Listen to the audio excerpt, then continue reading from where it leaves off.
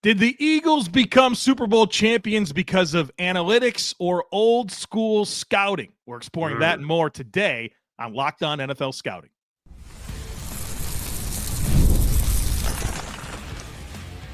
You are Locked On NFL Scouting with the Draft Dudes, your daily podcast for NFL and college football scouting. Part of the Locked On Podcast Network, your team every day. What's better than this? It's guys being dudes here on the Locked On NFL Scouting Podcast. We're the Draft Dudes. I'm Joe Marino from Locked On Bills. He's Kyle Crabbs from Locked On Dolphins. And we are your NFL experts here with you daily to talk team building across the league on the Locked On NFL Scouting Podcast with the Draft Dudes, part of the Locked On Podcast Network, your team every day. Want to issue a big thank you, shout out, and welcome to our everydayers. Those of you who never miss a single episode, we appreciate y'all being here very, very much. Today's episode is brought to you by Game Time. Download the Game Time app, create an account, and use code LOCKEDONNFL for $20 off your first purchase. So happy Friday the 13th. Oh, boy. To you here on the show. Yeah, didn't realize that. Going to get weird with takes on takes. Always does. Yeah, we got some good stuff lined up. Let's get right into it. First one, courtesy of Joe at Work. Joe at Work says this: despite cutting Jair Alexander, the 2025 Packers will have a top 10 passing defense. We're banking on Jeff Hafley doing a lot of legwork here, huh? Well, they kind of didn't have Jair Alexander last year. They were They were 13th in passing yards per game allowed. They were third in EPA per pass. Like I don't really understand the Packers and their front office structure, but one of their guys said, he kind of gotten used to playing without Jair Alexander. I think it was the team president. Murphy? Yeah, I think so. Who knows what's going on? The fans or the owners? Who even decides if they fire the coach or not? Do they just poll the fans? I have no idea how this goes. Jair's a great player, but we're used to not playing. I was like, dang, dude, that's brutal. That's a brutal assessment for Jair. But he's not wrong, right? Like 20 games missed the last 2 years. You go 4 years, and I think it's half the games the last 4 seasons he's missed. So I think the big question for Green Bay is what free agent signing is coming at corner. I would assume there would be one, but if there's not, do we have the front to cover as necessary? Do we have the pass rush breadth to cover? Van Ness takes a step. That'd be helpful, right? With Devontae Wyatt maybe continuing to come into his own. A healthy Rashawn Gary.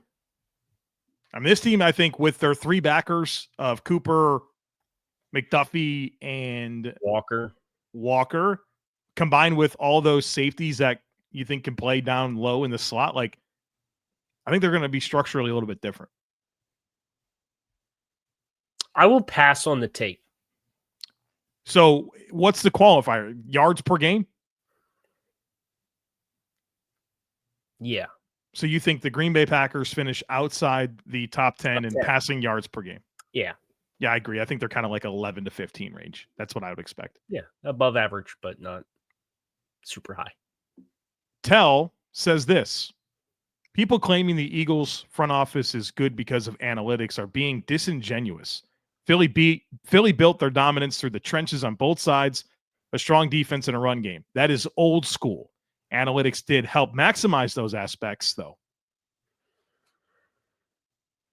I have such a hard time compartmentalizing all the pieces of what went into this roster, but I think you look at the commonalities and the common trends between the kinds of players that they have gone after, and yeah, they're very physical, dynamic players. They invest a lot on the defensive front. They take their offensive line investments very seriously. They've got a great offensive line coach that's a part of that puzzle as well. So I don't think it's any bit of exclusively one or the other. But I would say the old school mentality of offensive line and defense is certainly a good thing to point out with what Philly's done. It's not one thing. I think you arrived to the right conclusion there, where it is analytics, it is player development. It's being right on some player acquisition that went against the grain. It's that, And also right? time. It's time, right? They have the luxury of time. The hard part is over for them because they've built enough trust that if something doesn't work right, they get a chance to see it through, or alternatively, they get a chance to make another decision. So that's a difficult needle to thread, right? Yes. And I keep going back to the Giants. Like, they're letting Shane and Dable apply lessons in real time. Then they're getting the time that maybe some other people wouldn't. Right. Well, but I think the challenging part there is it still feels like another hot seat year, right? Yeah. Do you think Howie Roseman's going to really feel like he's on the hot seat ever No. Yeah. in Philadelphia? No. Mickey Loomis ever?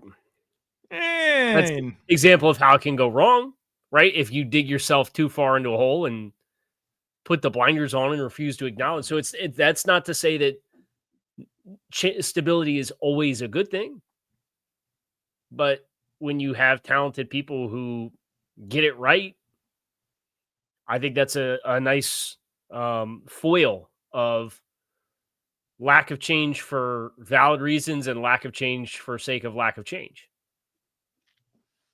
to the dismay of many, here comes a food take, Oh, no. courtesy of Lauren. Lauren says, overall, breakfast cereal is not very good.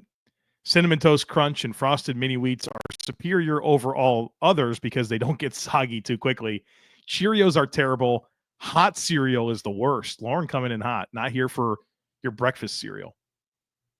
Is hot cereal just oatmeal? I was wondering about that. I think that's what it would be. Oatmeal. Is that your qualifier? I'll tell you what I'm not going to do is wake up in the morning and eat a bowl of sugar milk. That's not on the menu for me, man. Those cereals are delicious. I love Cinnamon Toast Crunch. I love Mini Wheats. I love Fruit Loops. I love all these things, but that's just there's no chance I can wake up and just eat a bowl of any of that. Yeah. Hot cereal would be, I Googled hot cereal. A Quaker gave me oats and oatmeal. The whole preparation of that stuff, I don't know about that, man. Oh, some of it is nice now because they come in the cups. Like when you used to go to the hotels and they put the breakfast cereals in the plastic cups and you just pull the plastic lid off and you could just pour the milk right in there. Never enough cereal when I was, right. You pocket eight containers to go with you on the go so you could actually get full. That's a portion size though. They do that with oatmeal now, where it's all in the cup. You just put the water in a microwave for like 90 seconds or 60 seconds or however long you microwave it, and then it's good to go. So my wife ain't let me heat up plastic in the microwave, man. Are you kidding me? Okay, then put it in a bowl and then put the water in the bowl. Yeah, that's what we have to do. Yeah. Jacob says the playoff structure rewards mediocrity and punishes greatness. A 9-8 team can make the playoffs with a soft division, while a 12-win wildcard team has to play on the road. Division titles shouldn't matter more than actual wins. Seeding should be based on record, not geography. Well, let's start by acknowledging that the divisions are not very geographical. Right. So they're rooted in historical rivalries. Yeah. Is what the divisions are rooted in. Because I'm no geography expert, but I feel like Miami is pretty far away from Buffalo, Boston, and New Jersey. You could take a bus trip. It'd be a long bus trip, but you could take a bus trip for road games on those other ones. Imagine being like Dallas. Like Dallas. Yeah. It's Dallas, right? Like Philly, you get on 95, you can go from New York down to Philly down to DC in like less than 3 hours. Do the whole thing. Drive right through. So I don't know. If you're gonna look at it that way, then what's the point of divisions at all? Yeah, so step one here, like, okay, fine, you want to get rid of this, then you have to change the way everything is structured. Right now, you play your division teams, your other opponents are based on the finish of your division. Like, get rid of all of that, and that's fine. We can do that. But right now, as it's currently constructed, there is an emphasis on division play. So if you're going to revamp everything, that's fine. We can talk about it. If you want to revamp it, put the 16 teams in a conference. You got to play every opponent once, And then would you have 2 protected rivalries you'd play twice? Do you rotate once every 15 years? You play, Right. and because if you're going to do it, then you should really do it and do I know we talked about that not that long ago, but old school baseball with interleague play when it was a huge deal, right? If you're going to do that, then that's how you should do it. What about this? Can I get galaxy brained here? Do you want to do it after the break? Yeah, stick with us. This one's going to be good. Galaxy brain coming. Stick with us. There's nothing like the NBA playoffs, the intensity, the buzzer beaters, the fans losing their minds. It's the kind of atmosphere you must experience live, and this year's finals are already delivering. If you want in, Game Time makes it fast and easy to get seats, even for the biggest playoff games. Prices on the app, they actually drop closer to tip-off, and with killer last-minute deals, panoramic seat views, and no surprise fees, Game Time is a total game changer, and I love that I can see my exact view from my seat before I buy with no surprises. And look, Game Time makes scoring NFL tickets just as easy. And with a Game Time guarantee, your tickets are 100% authentic, will arrive on time, and you'll always get the best price with fees included so that what you see is what you pay. If you've never used Game Time to grab NFL seats, now is the time. It is seriously a game day upgrade. So take the guesswork out of buying tickets with Game Time. Download the Game Time app, create an account, and use code LOCKEDONNFL for $20 off your first purchase. Terms apply. Again, create an account and redeem code LOCKEDONNFL for $20 off. Download the Game Time app today. Last minute tickets, lowest price guaranteed.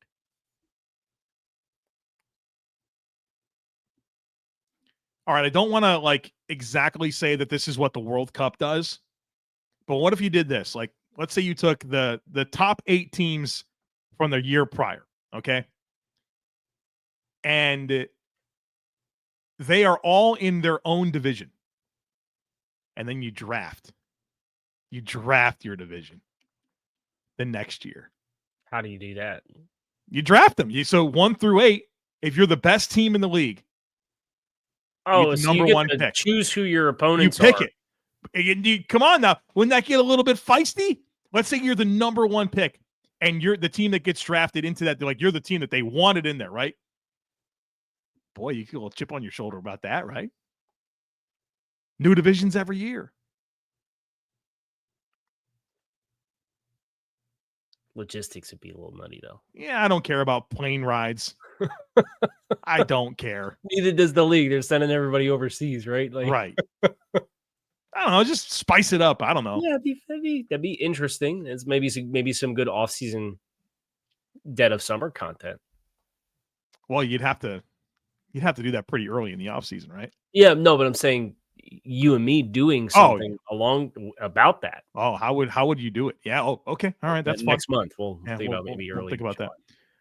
Bill's Beats says the Kelsey brothers are the greatest pair of brothers in NFL history, greater than the Watts, Sharps, and the Mannings. Top 3 center and top 3 tight end of all time.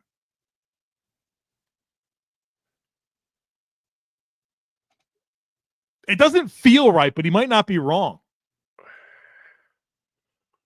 The Watts are really good. They are, but how about this, though? The Sharps are both in the Hall of Fame. They are, and not yet on the Mannings. What if you looked at it like this? We're talking about the Mannings. They're both number 1 overall picks, right? Yep. Talking about the Watts, they're both first-round picks. Yep. Talk about the Sharps. Shannon was a 7th-round pick, but Sterling was a number 7 pick. With the Kelseys, Jason was a 6th-round pick, and Travis was a 3rd-round pick out of Cincinnati that was a complete wild card.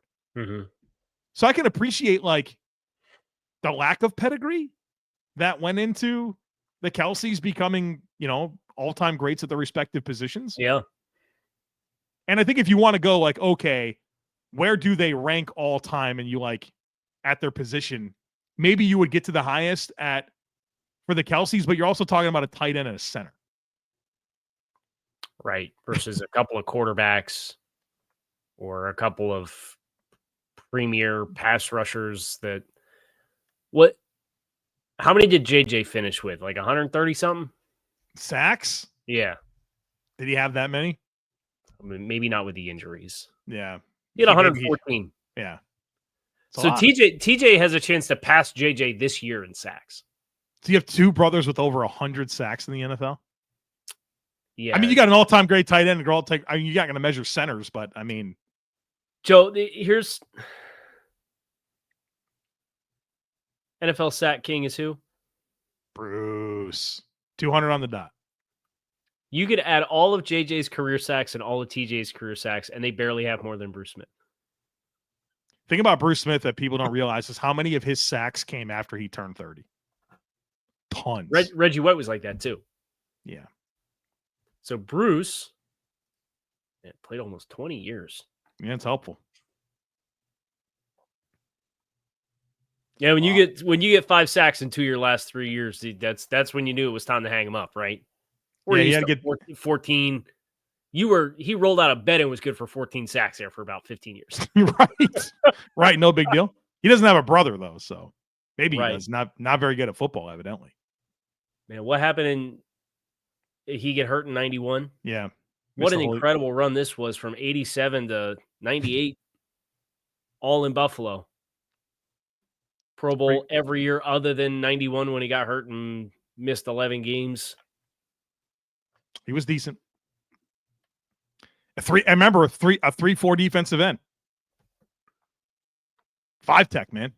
Going against left tackles. The only guy that can handle him, Richmond Webb. Actually, by the way, Jerry Ostrowski, former teammate of Bruce Smith, said that Richmond Webb deserves to be in the Hall of Fame because of his battles with Bruce Smith. Work against Bruce Smith. Yeah, he said it. Said it on a podcast I was on recently. He's probably the next legacy Dolphin that has the best argument now that Zach Thomas is in. Unless Steve Tasker's getting in. I don't think there's another Bill coming for a long time. Yeah. All right. We've got Andy. Sorry for another food take here. Oh, do we agree with this? The Kelsey brothers are the best? We certainly talked about it. I think if you put them in the hierarchy of their respective positions, that's the best argument the Kelseys have, but I would probably, just off of my gut and my heart, put other brother groups in front. Andy says this: golden barbecue sauce is the king of barbecue sauces. Now, I've never seen you're a dry rub wing guy. I've never seen you put a whole lot of sauces on things. So do you even like barbecue sauce? I don't know what's golden barbecue sauce. I would assume that's like the tangy mustard base. I really like it. I call that Carolina Gold. That's what I would call it. Oh, it's got the Worcestershire sauce in it? Maybe it does, but it's mustard base. It's tangy. It's good. I'd rather do that than regular sugar barbecue sauce. So like tomato based sweet tomato. You don't like that? Do you like the vinegar based sauces? I like something with a little tang to it. Yeah. Okay. And I don't even the Alabama white sauce is like mayonnaise band. We're not messing with that. We had that. I won't touch it. Yeah, maybe it's good. I won't eat it. I'll tell you what. I like different sauces on different things. Like for chicken, I think that golden barbecue sauce is the best. For pulled pork, I just put the au jus back in it. For ribs, I like a tomato sweet. Yeah. I'm gonna make some of this weekend for Father's Day. Carolina Gold. I have a recipe right here. All right. I'm gonna make some. Look forward to hearing about that. Yeah. Michael says this: teams with head coaching jobs are doing a disservice by hiring recycled coaches or hot candidates, while the best coordinator in the NFL is Jeff Stoutland. He barely gets interviews and changed the landscape of how teams convert fourth downs, giving one of the most advantageous things in sports. Should Jeff Stoutland be getting more looks as a head coach? I'm surprised there's not more offensive line coaches. But here's the thing. Once you become the head coach, the thing that you were great at is no longer your primary responsibility, and you're not doing it anymore. Right. So I think that's where I would have a hard time with, if you're going to hire an offensive line coach because he's really good at offensive line development, you're not getting him to come to your program to do that hands-on all the time. sometimes guys are just best in the role that they have. The NFL did go through a phase of hiring offensive line coaches. It was like Mike Munchak, Mike Tice, Mike Malarkey. All these guys got chances, but now it's a little different. All right, we got some more fun stuff to get to here on the other side of it, including will more teams draft like the Ravens? We'll talk about that and more. So, folks, be sure to stick with us.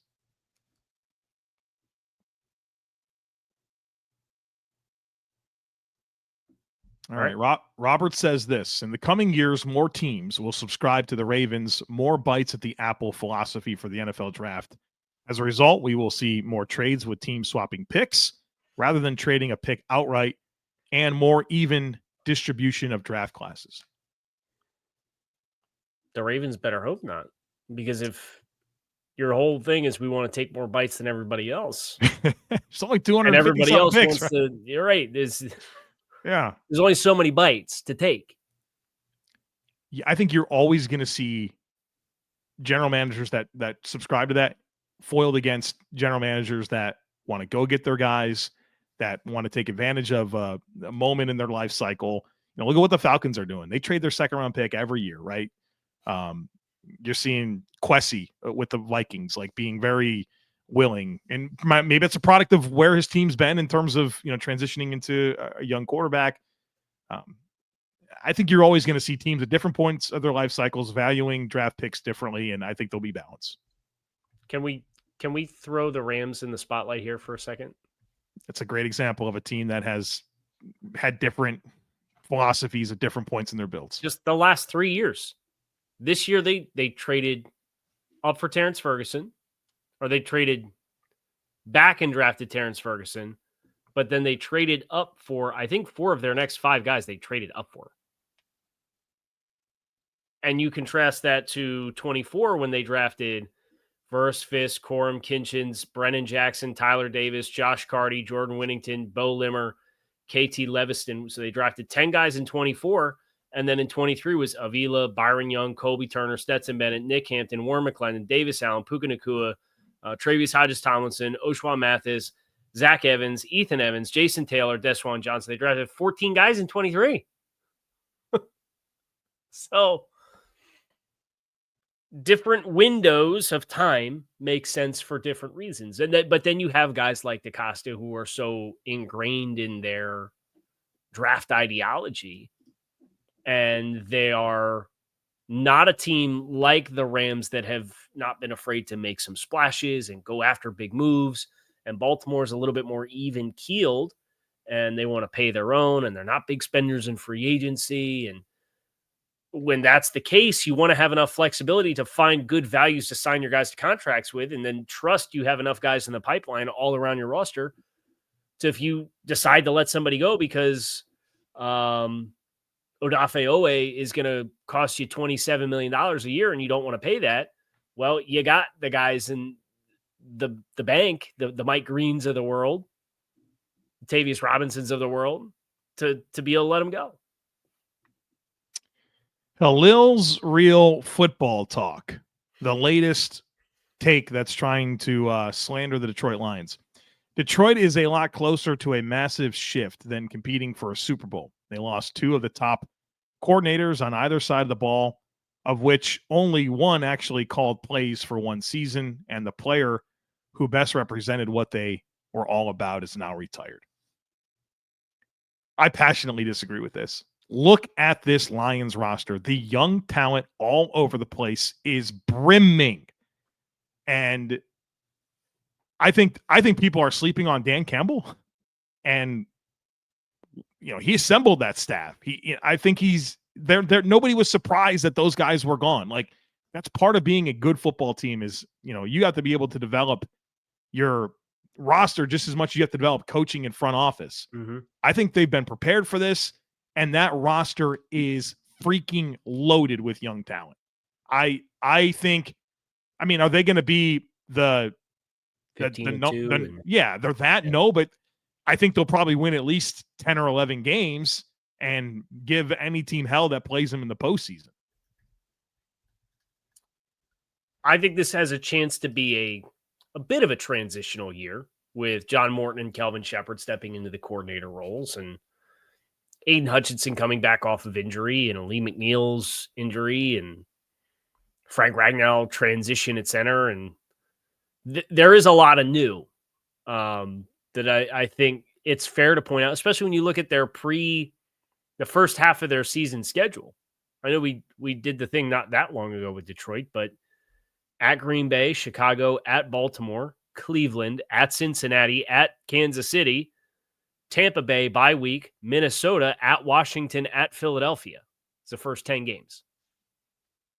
Get through that 6-4. I think that's a great place to aspire to be. And then you're home against the Giants, home against the Packers, home against the Cowboys, at the Rams, home against the Steelers, at Minnesota on Christmas Day, and then at Chicago. Not a whole lot of breathing room.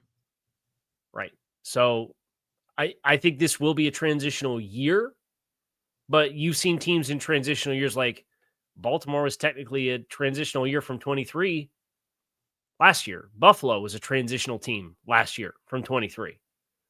You can rally around that too. Oh, okay. You guys don't think much of us? All right, cool. You know? And I think a team like all Detroit, the great teams find their ways to get that chip on their shoulder. You have to manufacture it. I said this a million times. How many times do I have to watch Tom Brady put a Lombardi trophy over his field? They said we could. Nobody believed in us. I'm like, okay. I still believe in you, Tom Brady. If you come play for a team, that they would probably win the Super Bowl. I think all of that's compelling. Like the reasons why they could, have a bit of a down year. I actually think it has more to do with the status of the NFC and how many other teams have really taken steps, and I think highly of. I think it's going to be a very competitive conference. Aiden says the criteria for coach of the year needs to be changed to give it to the actual best coach in the league, not just who happened to achieve more with less that season. There is no actual reason why Andy Reid should have the worst odds to take the award home ever. And I actually looked this up. There's no real criteria for coach of the year. The common thing that I could find is that it's supposed to go to the coach adjudged to have had the most outstanding season. But when you do look at coach of the year odds, it's all the good teams. Harbaugh, like he mentioned, Reid, because teams expect these coaches to be really good. Yeah. Do you take exception with that? Like, should this go more to the team? Like if some team's like 15-2 and is pretty dominant, but you expected him to do that, should that be glossed over because some team had a new coach that won 9 games and you won 4 the year before? I think it depends on who'd you win 15 games with. I think Dan Campbell had a great argument last year. Yeah, with the injuries? Yeah. But if you're Kansas City and you have Patrick Mahomes and you're going to roll out of bed and automatically just be a top 3 seed and play in the conference championship game every single year, and you have Patrick Mahomes where your margin for error is always huge, and I don't know, Andy's offense wasn't particularly good last year. It's been 15th in scoring the last 2 years. So I don't want to give Andy credit for that. So you have the best quarterback in the league, and your offense was okay. You had an awesome defense last year, and you won as many games as we thought you would, and you made the postseason run. I think Dan had a great argument for it last year. Kevin O'Connell won it. I think he had a good argument too. They won one less game, and Sam Darnold looked like a franchise quarterback. And they had Darisaw was hurt. Yep. We'll finish with this one. Alex says this: back day is the best day at the gym. The variation of pulls and the different ways to grow muscle makes it unique, and it improves posture the rest of the day. Back day is slept on too much by the lifting community. Probably. Everybody likes their ego lifts, right? Everybody likes the bench press. You're more of a functional trainer these days. I'll say this, though. I don't like leg day when just not being able to, I like training legs, but I don't like not being able to walk. That's not. Yeah. I tend to agree with that. The thing I'll say about back day, my back feels so good. It doesn't, I'm 39 years old, dude. Like my back's sore a lot. But when I do back day, when I'm dedicated to working my back, man, it is a game changer for the way I overall feel. when I'm not working out back, it's like, oh man, I've been twisted up. I'm a pretzel, you know? Right. And you're So- sitting in the chair like this, and then you stop and think about it, and you sit up in your chair, and it's like, oh, there's my posture. Like we wake all that up when you lift back. So I think it's a good take. What's your least favorite? You just said legs is your least favorite. I mean, I like training legs. Oh, you do, but you don't like the not walking. Not being able to walk and being all stiff and waddling like a penguin around the house the next morning.